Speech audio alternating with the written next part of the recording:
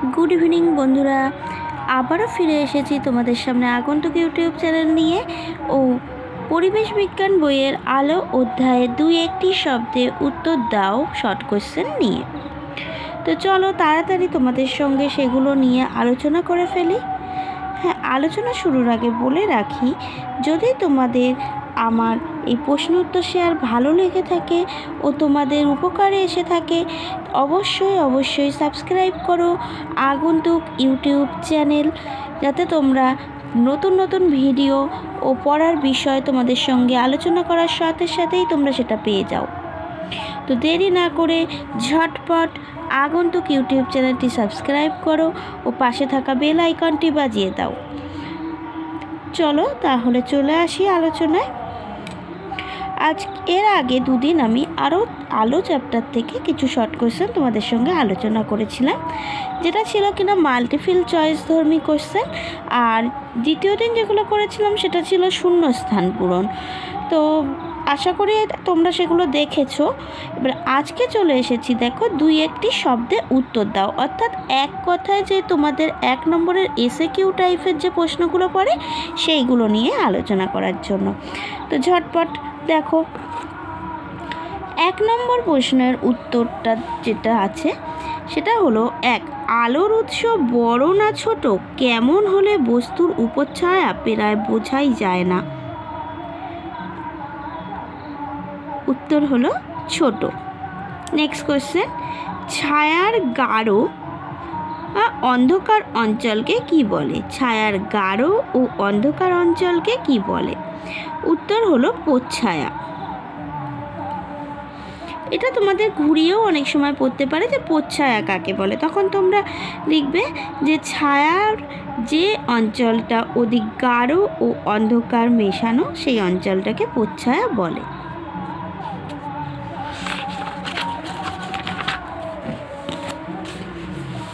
এবার চলে আসি 3 নম্বর প্রশ্নে। পেরিস্কোপ যন্ত্রে দুটি সমতল দর্পণ কত কোণ করে অবস্থান করে? উত্তর হবে 45 ডিগ্রি কোণ। নেক্সট 4 নম্বর কোশ্চেন, আলোর প্রতিফলনের ক্ষেত্রে যে বিন্দুতে আপতিত রশ্মি ও প্রতিফলিত রশ্মি ও অভিলম্বের সংযোগ হয় তাকে কি বলে? উত্তর হবে আপতন বিন্দু। নেক্সট 4-এর পরে 5-এ চলে আসি, স্টিলের মসৃণ বাটিতে কি ধরনের প্রতিফলন হয়? উত্তর নিয়মিত প্রতিফলন। নেক্সট, বিক্ষিপ্ত প্রতিফলনে আলোকরশ্মি প্রতিফলনের সূত্র মেনে চলে কি? উত্তর হ্যাঁ। এবার চলে আসি 7 নম্বর কোশ্চেনে, কি ধরনের প্রতিফলকের ক্ষেত্রে বিক্ষিপ্ত প্রতিফলন হয়? উত্তর হবে অমসৃণ প্রতিফলনে। এবার চলে আসি 8, কোনো আলোকরশ্মি প্রতিফলকের উপর লম্বভাবে আপতিত হলে প্রতিফলন কোণের মান কত হবে? উত্তর 0 ডিগ্রি। এবার 9 কি বলছে দেখো, আপাতন কোণ ও প্রতিফলন কোণের সমষ্টি 90 ডিগ্রি হলে প্রতিফলন কোণের মান কত? আপাতন কোণ ও প্রতিফলন কোণের সমষ্টি অর্থাৎ যোগফল যদি 90 ডিগ্রি হয় তাহলে প্রতিফলন কোণের মান হবে 45 ডিগ্রি। এবার চলে আসি 10, আলোর প্রতিফলনের ধর্ম দিয়ে ব্যাখ্যা করা যায় এমন একটি ঘটনা কি? উপর থেকে দেখলে জল ভর্তি পাত্রের তলদেশ মনে হয় যেন উপরে উঠে এসেছে, এটা আলোর প্রতিসরণের একটি ধর্ম। এবার নেক্সট কোশ্চেন হলো 11, আয়নার সামনে দাঁড়ালে কি ধরনের প্রতিবিম্ব গঠিত হবে? আয়নার সামনে দাঁড়ালে সমশীর্ষ ও অসৎ প্রতিবিম্ব গঠিত হবে। নেক্সট 12, একটি আলোকরশ্মির আপাতন কোণ অপেক্ষা প্রতিসরণ কোণ বেশি হলে সেটি কোন মাধ্যম থেকে কোন মাধ্যমে গেছে? ঘন থেকে লঘু মাধ্যমে গেছে। 13, কি শর্তে আপাতন কোণ ও প্রতিসরণ কোণ সমান হয়? লম্ব আপতনের ক্ষেত্রে আপাতন কোণ ও প্রতিসরণ কোণ সমান। 14, আয়নায় একটি ঘড়িতে 6টা বাজলে প্রকৃতপক্ষে কটা বাজছে? আয়নায় একটি ঘড়িতে 6টা বাজলে প্রকৃতপক্ষে 6টা বাজছে। নেক্সট কোশ্চেন, 15 দাগ আয়নায় PACOMTS এই যে অক্ষরগুলো দেখতে পাচ্ছ, এই অক্ষরগুলোর মধ্যে কোনগুলি প্রতিবিম্বে পাশীয় পরিবর্তন ঘটবে না? উত্তর হবে AOMT। ঠিক আছে, এবার চলে আসি 16। সাদা আলো প্রিজমে পড়লে 7টি বর্ণে বিভক্ত হয়, এই ঘটনাটার নাম কি? সাদা আলো প্রিজমে পড়ে যে 7টি বর্ণে বিভক্ত হয়, এই ধরনের ঘটনাকে বলা হয় আলোর বিচ্ছুরণ। নেক্সট দেখো 17। কোন বিজ্ঞানী বিচ্ছুরণ আবিষ্কার করেন? উত্তর স্যার আইজ্যাক নিউটন। এবার চলে আসি 18। রংধনু সৃষ্টির সময়ে প্রিজমের ন্যায় কাজ করে কে? উত্তর রংধনু সৃষ্টির সময়ে প্রিজমের ন্যায় আচরণ করে বায়ুতে উপস্থিত জলকণা বা জলীয় বাষ্প। নেক্সট কোয়েশ্চেন, সূর্যের আলোর রং কি? উত্তর সাদা। নেক্সট 20। বর্ণালীর 7টি রঙের নাম লেখো, বা সূর্যের মধ্যে থাকা 7টি রঙের আলোগুলি কি কি?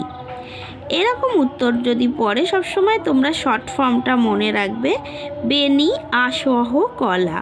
যদি বেনি আসহ কলা নামটা আমরা মনে রাখি, তাহলে বেতে বেগুনি, নিতে নীল, আতে আকাশি, শতে সবুজ, হতে হলুদ, কতে কমলা, লতে লাল। এইভাবে আমরা পেয়ে যাব বেনি আসহ কলা থেকে রামধনু 7টা রঙের নাম বা সূর্যের আলোর মিশে থাকা 7টা রঙের নাম। এবার চলে আসি 21 নাম্বার কোশ্চেন। রংধনুর প্রান্তিক অর্থাৎ প্রথম ও শেষ বর্ণ দুটি কি কি? উত্তর হবে বেগুনি ও লাল। এবার চলে আসি 22 অর্থাৎ 22 নাম্বার কোশ্চেনে। আমাদের চামড়ার নিচে যে রঞ্জক থাকে তার নাম কি? অথবা আমাদের চামড়ায় উপস্থিত কোন রঞ্জক সূর্য থেকে আসা অতি বেগুনি রশ্মিকে শোষণ করে নেয়?